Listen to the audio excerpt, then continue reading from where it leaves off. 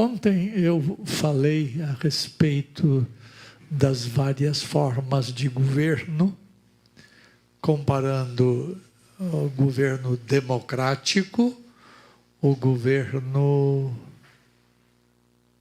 totalitário e a monarquia. Tá? Vimos as várias nuances diferentes de cada uma dessas formas de governo, porque o nosso tema neste final de semana é a respeito do reino de Deus. E nós estamos começando a tratar, e hoje mais especificamente, sobre o rei do reino. E eu quero que vocês conheçam um pouquinho mais quem é o Deus que vocês creem. É matéria dura, é matéria difícil. Eu espero que você peça a Deus graça para a sua cabecinha funcionar direitinho e você consiga acompanhar o raciocínio meu nesta noite. E eu vou falar sobre Deus como Rei Supremo. E a partir de hoje à noite eu quero mostrar a supremacia desse Deus. Vai acontecer o mesmo amanhã na hora de escola primeira escola dominical? Na hora da escola dominical, depois o culto de manhã e o culto à noite. Eu vou mostrar as razões pelas quais eu tenho que chamar Deus de Deus Supremo. Um velho hino da nossa Inódia, que a gente costumava cantar, hoje não se canta muito. Ao Deus Supremo, benfeitor, Deus Supremo. Existe um texto em nossa tradução portuguesa que aparece a palavra Supremo. Diz assim em Salmo 95:3, escuta lá. Porque o Senhor é o Deus Supremo e o grande Rei acima de todos os deuses. A supremacia da realeza divina deve ser entendida também em relação aos deuses que os homens criam. É verdade, esses deuses não existem, eles são produto da imaginação humana, da criatividade humana, da incredulidade humana no Deus verdadeiro. Eles não existem, mas eles são deuses vívidos na mente daqueles que os adoram. E o salmista diz o seguinte ainda sobre esse Senhor Supremo em relação aos deuses dos homens. Salmo 97:9, escuta lá. Pois tu, Senhor, és o Altíssimo sobre toda a terra. Tu és sobremodo elevado acima de todos os deuses. Se os homens ímpios colocam os deuses deles como sua autoridade suprema, os remidos, que é o caso do salmista e que é o nosso caso, nós devemos colocar Jeová, ou Jeová, ou Yahvé, acima de todas as autoridades religiosas, de todas as divindades que os homens adoram. E ele reina supremo sobre todos os deuses que exercem autoridade sobre os homens. E a supremacia da realeza divina deve ser entendida em relação aos reis deste mundo, que ele governa com plena autoridade. Deus exerce a sua supremacia, repito, sobre os deuses, sobre os reis da terra, sobre os homens em geral e sobre a natureza. Nesse sentido, ele é Rei Supremo sobre tudo que existe, ninguém supera a realeza divina. Então, o primeiro ponto meu hoje, o segundo amanhã, o terceiro amanhã, depois da escola dominical, e o quarto amanhã à noite. Primeira coisa, Deus é Rei Supremo porque Ele é independente. Deixa eu trabalhar com essa doutrina que poucos trabalham. Quem leu o meu livro sobre o ser de Deus e seus atributos vai se lembrar de algumas coisas que eu vou dizer aqui nesta noite. Pelo termo independente, eu quero dizer que Deus é o único ser incriado, único ser autoexistente, é o único ser que nunca veio à existência, é o único ser que nunca teve causa. Uma das perguntas mais frequentes quando nós estamos ensinando aos nossos filhos sobre as coisas que Deus criou, quando nós ensinamos a eles que Deus criou todas as coisas, qual é a primeira pergunta que eles fazem? E quem criou Deus? Porque na mente humana sempre existe a noção de causa e efeito. Deus é o único que não teve causa. É o único que não veio à existência. As leis de causa e efeito só servem para as coisas criadas, não para o Criador. Ele não se fez a si mesmo. Ele nunca veio à existência. É impossível alguém que não existe fazer-se existir.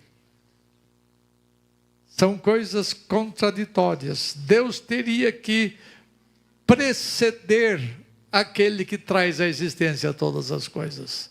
Por isso a teologia cristã trabalhou em cima dessa grande doutrina sobre esse atributo incomunicável de Deus, chamado independência.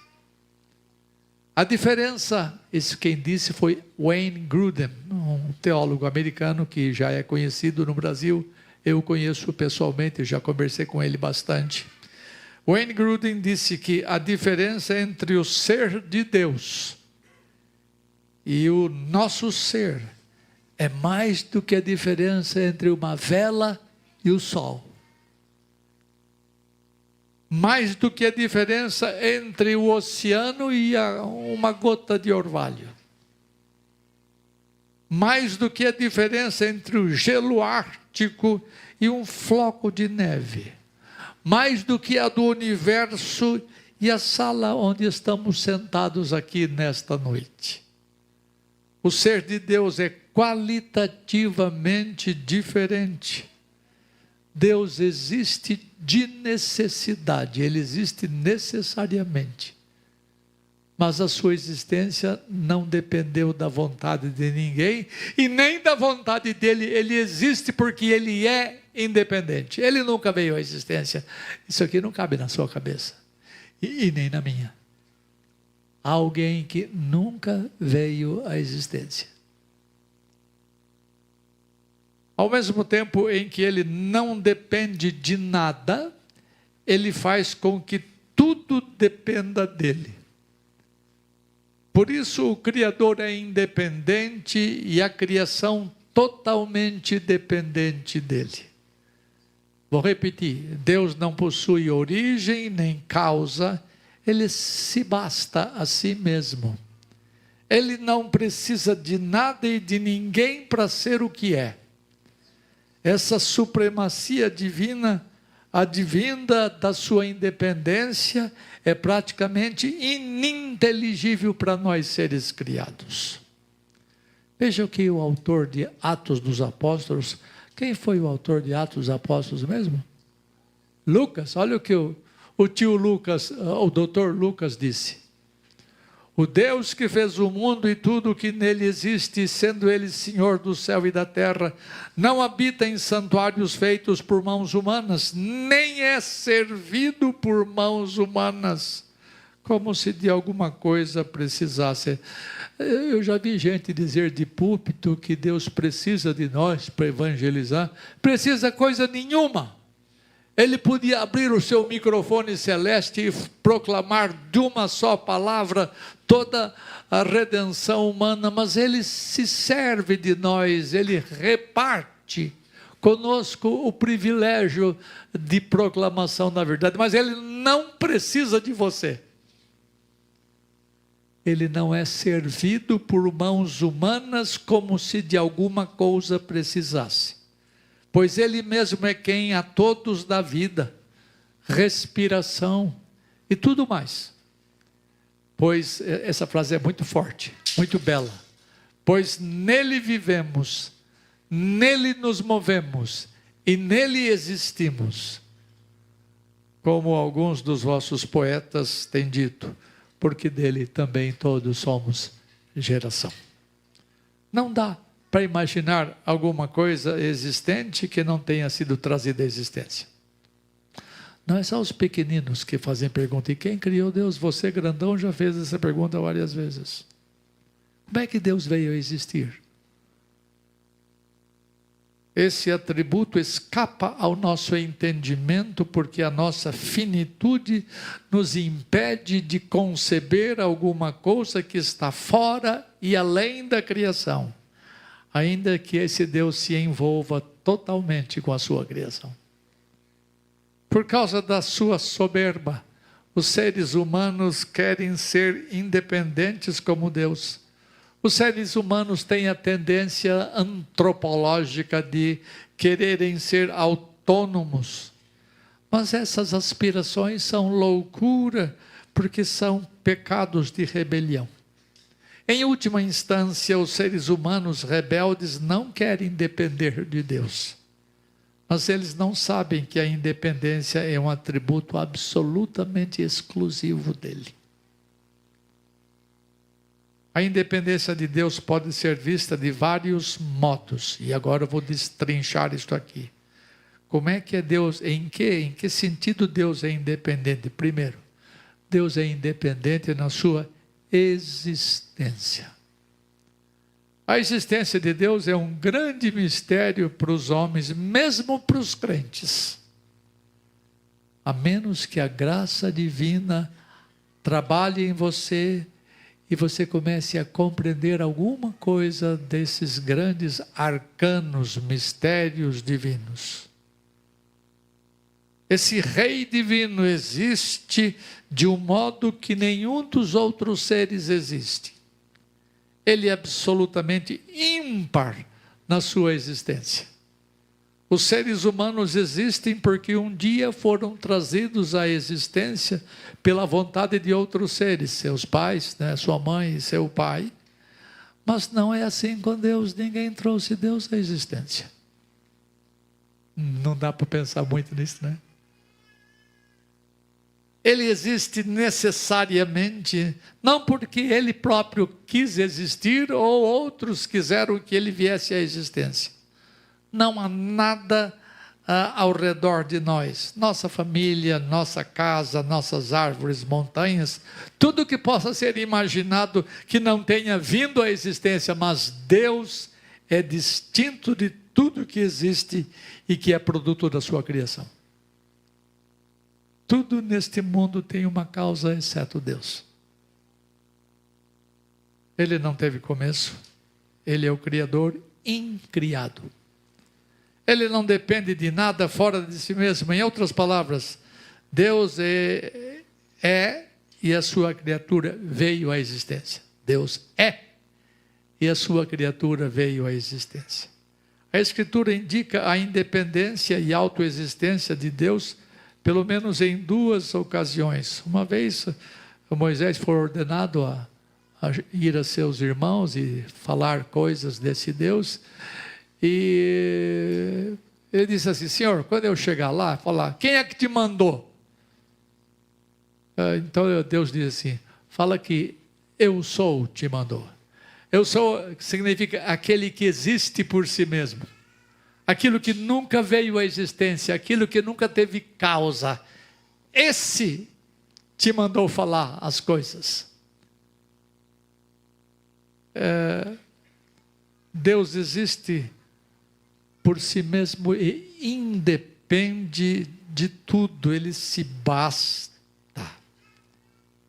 É esse atributo de independência que o faz ser conhecido na filosofia. Quem estudou universidade já ouviu essa expressão. Na filosofia, Deus é chamado de primeira causa de todas as coisas que vieram a existir. Ele é o originador, ele é o primeiro motor, ele é o executor de tudo que a filosofia não consegue penetrar além disto. A ideia de independência de Deus humilha os homens. Não há nada que deixe o homem mais aborrecido diante do fato dele ser dependente de Deus. Isso deixa ele mordido. porque ele não quer depender de Deus e não tem jeito de escapar. É inescapável a necessidade que nós temos de todas as coisas que nos rodeiam. Você não pode fugir da sua finitude. Você não pode fugir da sua necessidade que você tem de todas as coisas. Mas é pecaminoso querer ser independente. E significa querer ser como Deus. E Deus não gosta dessa ideia. Deus não precisa de nada que exista fora dele. Os deuses do panteão grego, os deuses que os gregos criaram, os deuses que os romanos criaram, eram produto da imaginação deles, sendo por causa disto deuses dependentes dos seus criadores. Você é dependente de quem cria você, e os deuses pagãos são dependentes daqueles que os imaginaram e os criaram na mentalidade de um povo. Contrastando o verdadeiro Deus com esses deuses dependentes, Paulo diz, eu li e eu repito agora: Deus não é servido por mãos humanas como se necessitasse de alguma coisa, pois Ele mesmo é quem dá a todos vida, respiração e tudo mais. Embora Deus tenha a base da sua existência em si mesmo, não pode ser dito que Ele é autocausado ou auto-originado. Desculpem essa linguagem difícil que muitos não estão acostumados a ouvir. Deus não pode ser autocausado, isto é, Deus que causou a si mesmo, Deus que originou a si mesmo, não pode ser dito dele estas coisas. Agora, de tudo que existe pode ser dito, que tudo tem uma causa, tudo tem uma origem. Nada do que existe está fora de causa. A independência de Deus inclui mais do que a ideia de sua autoexistência. E esse atributo divino de independência distingue Deus de todo o universo que Ele criou. Por essência, Deus é diferente dos seres criados, porque Deus é autoexistente, independente, fonte e origem de todas as coisas, de todas as suas obras, providência e redenção. E esse atributo distingue quem nosso Deus é. Distingue a realeza de Deus. Segunda coisa, Ele não é somente independente na sua existência, mas Deus é independente no seu relacionamento.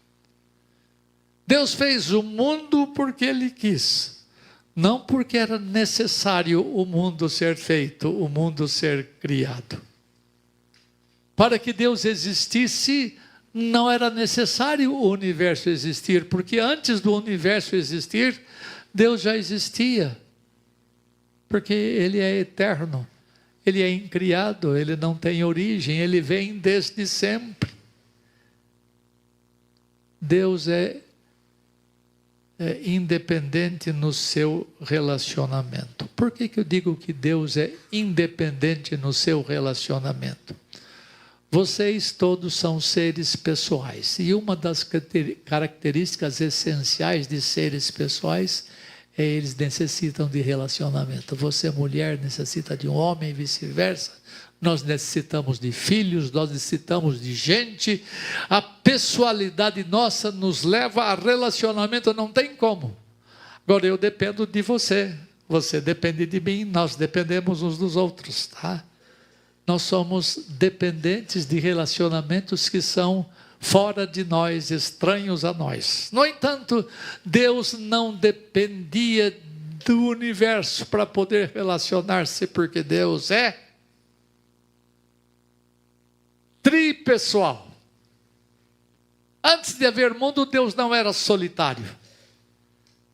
Deus relacionava-se consigo mesmo. Jesus Cristo, na famosa chamada oração sacerdotal, ele disse assim, aspas, e agora glorifica-me, ó Pai, contigo mesmo, com a glória que eu tive junto de ti, antes que houvesse mundo. Isto é, antes de haver criação, de haver qualquer coisa fora do próprio Deus, Deus se relacionava com quem? Consigo mesmo. Pai com o filho, filho com o espírito, espírito com o pai e com o filho. Deus nunca precisou do mundo e nem das pessoas do mundo para que pudesse ser pessoal, relacionar-se, porque sempre bastou-se na área relacional em virtude da sua subsistência tripessoal. Deus Pai, Deus Filho, Deus Espírito Santo. O mesmo ser subsistindo em três pessoas, sempre foi independente no seu relacionamento. Uma vez dito isto, vamos mais para o terceiro ponto.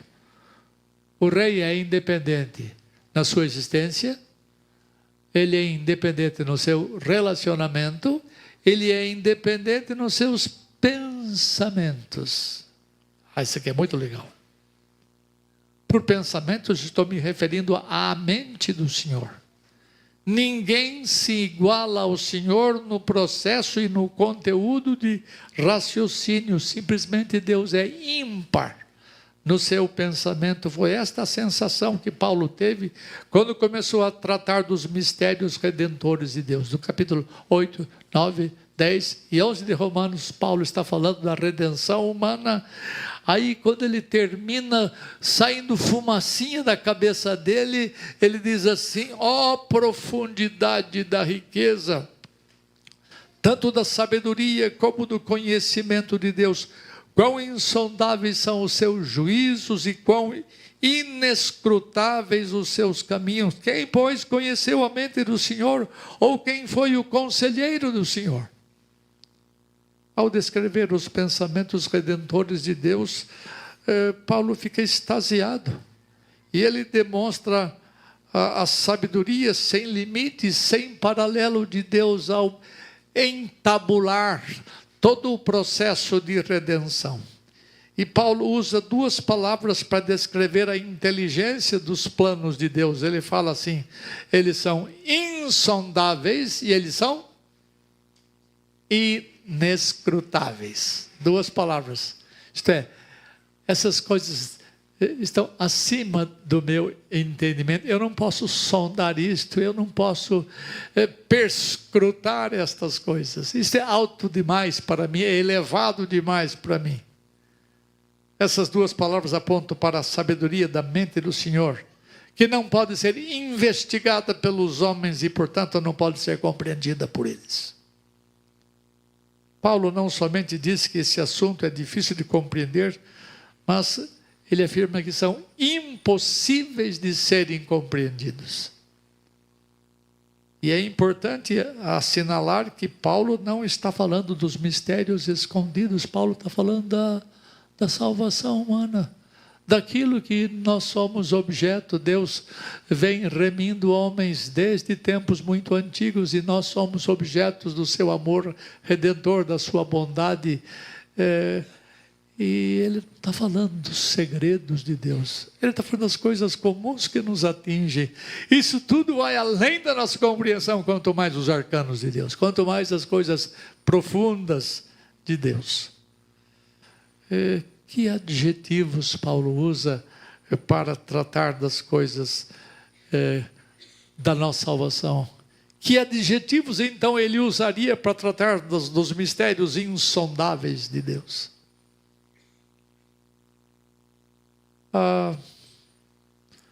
Paulo percebeu, quando escreveu essas palavras doxológicas ou de glorificação em Romanos, a respeito da mente de Deus, que é absolutamente independente, ninguém é capaz de dar conselho à mente de Deus. Deus não depende de ninguém para conhecer as coisas que Ele próprio concebe, nem para pensar o que pensa ou fazer o que faz. Ele é perfeitamente autopensante, livre de qualquer influência. Quando você vai fazer um plano qualquer, sempre depende de alguém. Me ajuda a ver isso aqui, me ajuda a avaliar isso aqui, se vai dar certo, se não vai dar certo. Deus não precisa de ninguém para ser seu conselheiro. Eu estou falando do Rei dos Reis, do Senhor dos Senhores. A mente do Senhor não pode ser conhecida à parte da sua revelação, porque ninguém pode penetrar os pensamentos do Senhor se o Senhor não se desnudar, se o Senhor não se abrir, se o Senhor não se der a conhecer. E aquilo que Deus dá a conhecer de si mesmo é um pinguinho do que Ele é. É uma abertura muito pequena da grandeza das suas coisas.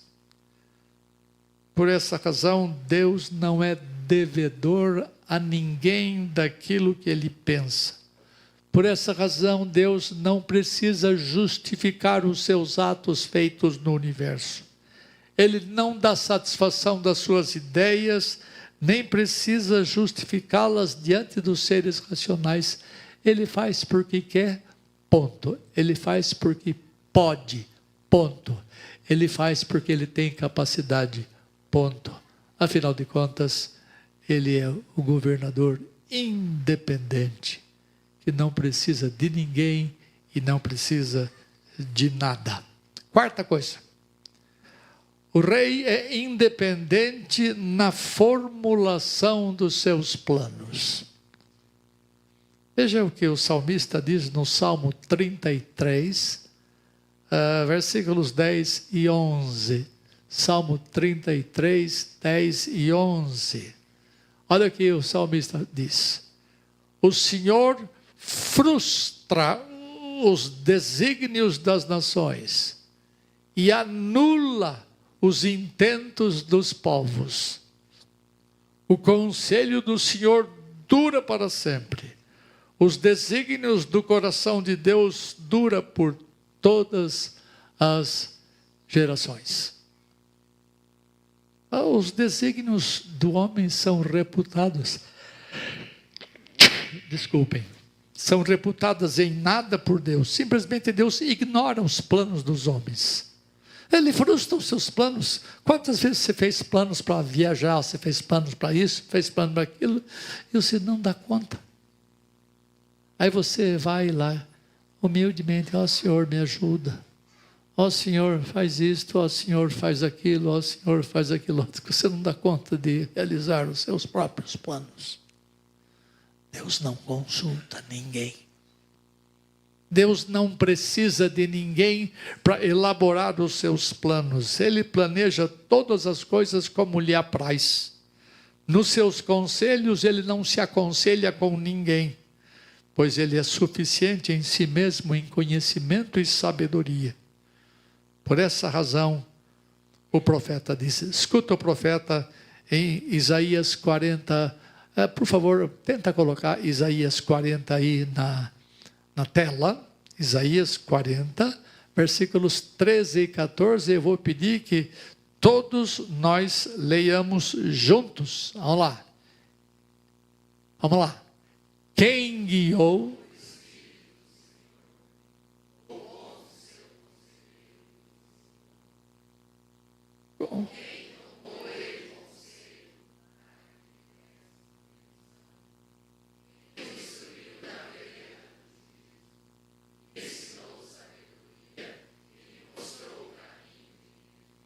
Ele não pede conselho para ninguém. Ele não consulta a sua criatura para fazer as coisas que ele faz no mundo. Toda a história humana é a realização dos desígnios do Senhor. Desígnios esses que são previamente traçados. Ninguém disse ao Senhor o que era para ele fazer, porque todas as coisas estão perfeitamente claras na sua mente autossuficiente. Deus é independente absolutamente na elaboração dos seus projetos. Veja só, quem guiou Deus? Com quem Deus tomou conselho? Não é ninguém. Isso é independência. Isso é alguma coisa que você não tem. É alguma coisa que eu não tenho. É propriedade exclusiva dele. A independência na formulação dos seus planos. o profeta Isaías fala assim: com quem comparareis a Deus? Ou que coisa semelhante confrontareis com Deus? E o próprio Deus, de uma maneira direta, diz lá em Isaías 40, a quem, pois, me comparareis para que eu lhe seja igual? Absolutamente ninguém.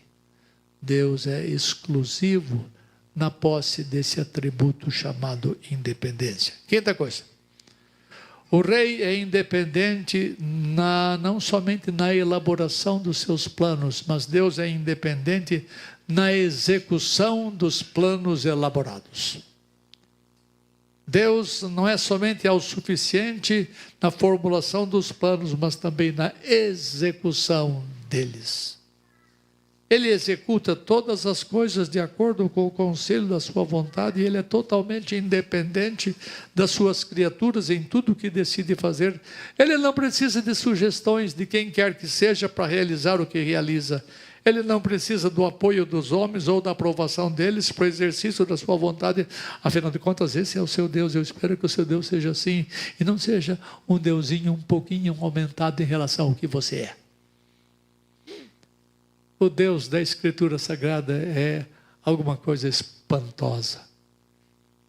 A independência da vontade de Deus é ilustrada de maneira clara no livro do profeta Daniel. No capítulo 4 de Daniel, a história que narra a honra e o louvor que o rei Nabucodonosor, rei de Babilônia, prestava ao Senhor em virtude do exercício da sua vontade independente. E o rei havia sido muito arrogante, o tio Nabuco havia sido muito arrogante, enquanto ele dominou o povo cativo durante muitos anos.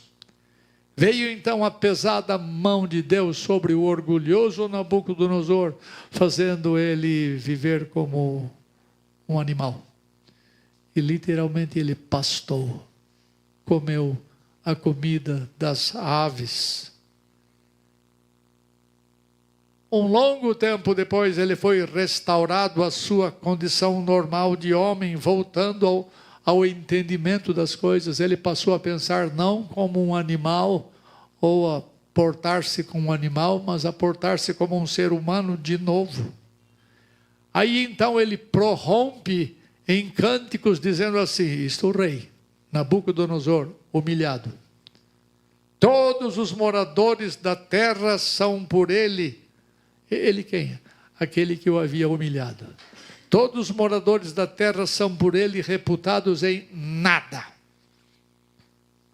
Veja o que ele fala ainda. E segundo a sua vontade, o Deus de Daniel opera com o exército do céu, ou seja, opera com os anjos, e opera com os moradores da terra. Não há quem possa lhe deter a mão, nem lhe dizer: o que é que o senhor está fazendo? O que fazes? Não tem jeito. Eu, o soberano de toda a terra, disse Nabucodonosor, o rei mais poderoso daquela época, mais poderoso do mundo, que tinha um império enorme. Ele reconheceu que ele não era nada. Um rei incrédulo que foi capitulado diante da majestade de um Deus independente, que não precisa de ninguém e de nada. Não há quem possa lhe dizer: que fazes? Eu mesmo, com todo o meu poder, com toda a minha riqueza, com toda a minha fama, com tudo que eu tenho e sou, sucumbi diante do poder do Deus independente. Sexta coisa, o rei é independente no seu poder. Deus é independente na execução da sua vontade, porque ele é independente no seu poder. A execução da sua vontade requer um poder e domínio absolutos. Por essa razão, o salmista diz: no céu está o nosso Deus, e tudo faz como lhe apraz. Está lá isso em Salmo 115, 3. Ele não precisa de ninguém para pôr em prática o que ele decretou. O seu poder é mostrado de maneira extraordinária nas Escrituras.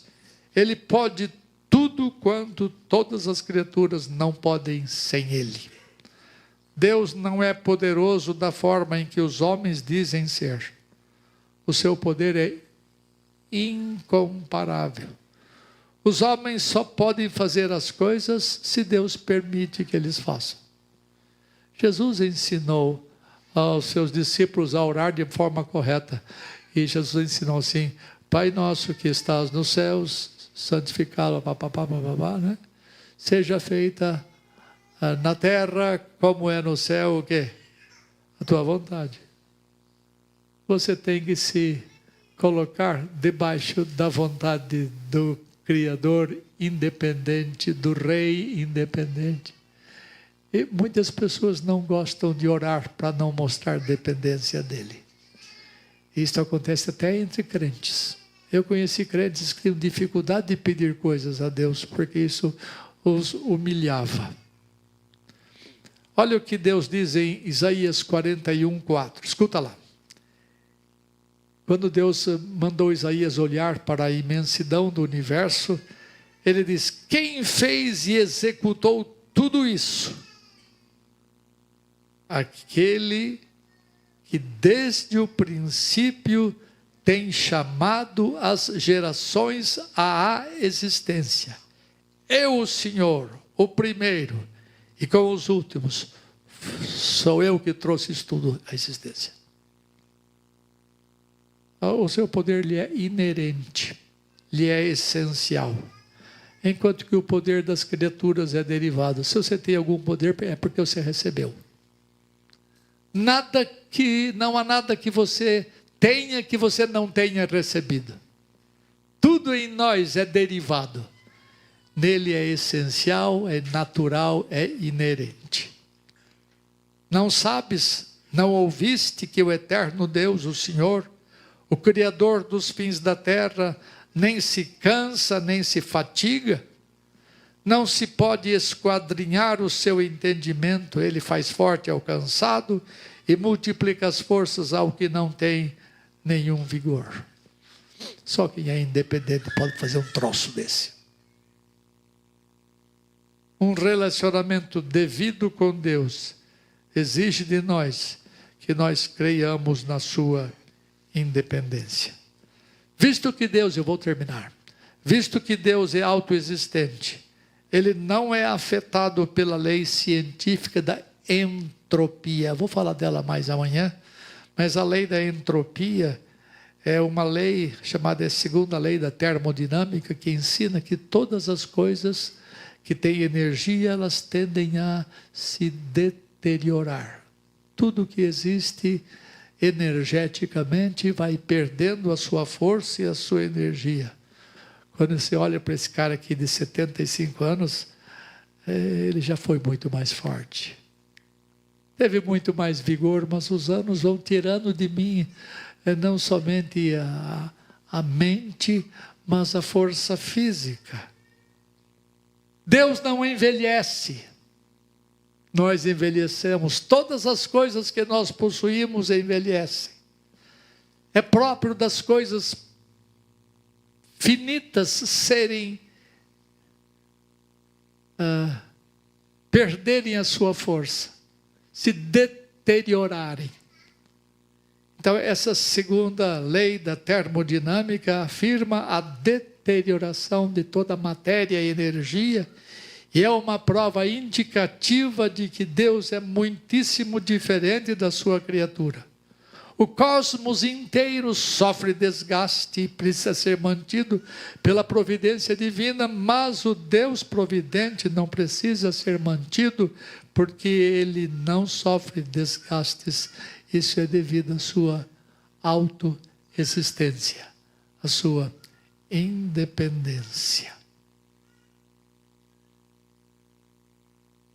O atributo da independência de Deus deve advertir-nos contra o louco sonho de autonomia que você possa possuir. Foi este o sonho que Nabucodonosor teve antes de ser humilhado. Sonho que ele nutriu na sua mente. Após a experiência de passar a viver por alguns anos como animal, fê-lo reconhecer que só o Senhor é Deus. Que ninguém mais tem poder, tem força como Ele. Você precisa, e eu também, da graça divina. E a graça não é parte da natureza. A graça tem que ser dada por Deus, a fim de que nós vivamos alimentados por Ele. Por essa razão, nós devemos entender que toda a graça de que necessitamos procede daquele de quem todas as coisas dependem.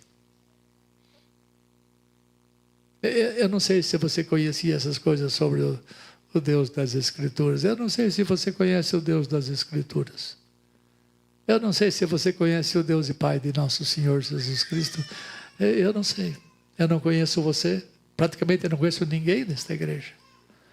Mas eu queria que você soubesse quem é o Rei dos Reis. Quem é aquele que tem tudo nas mãos, porque tudo que existe veio das suas próprias mãos. Ele trouxe à existência todas as coisas pela palavra do seu poder. Isso aqui é assunto de amanhã de manhã. Ele sustenta todas as coisas pela palavra do seu poder. Isto aqui é assunto de amanhã de manhã. Se você quiser conhecer um pouquinho mais sobre quem o grande rei é, não perca o próximo capítulo. Não espere passar por uma experiência humilhante como a de Nabucodonosor para reconhecer quem é o que possui independência. Submeta-se a Ele apenas pelo aprendizado da sua palavra e viva dependente da sua orientação cheia de graça. Deus o abençoe e o guarde. Deus faça resplandecer sobre você o seu rosto e lhe dê a paz. E tenha misericórdia de você, hoje e sempre. Amém. Eu não falei que ia ser coisa dura? Coisa dura de comer. Mas você precisa conhecer o seu Deus. Você precisa apreciar e admirar o seu Deus, para que você possa louvá-lo.